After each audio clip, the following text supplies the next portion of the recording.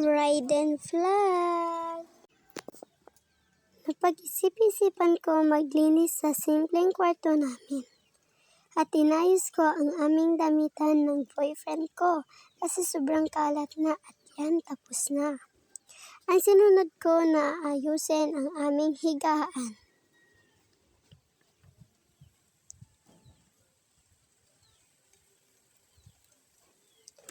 Pansin niyo naman na may towel ako sa balikat kasi maliligo na ako.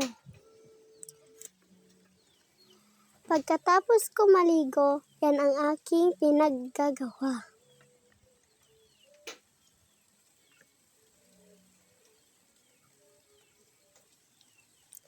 Naglotion ako sa aking katawan.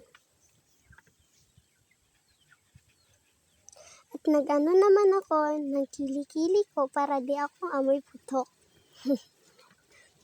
Yan, naglagay ako ng di ko na alam pangalan yan. Basta, nagpabango ako. Para mabango naman ako, hindi amoy putok. Nagsuklay na ako. Yan lang ang aking kaganapan ngayong araw. Bye-bye!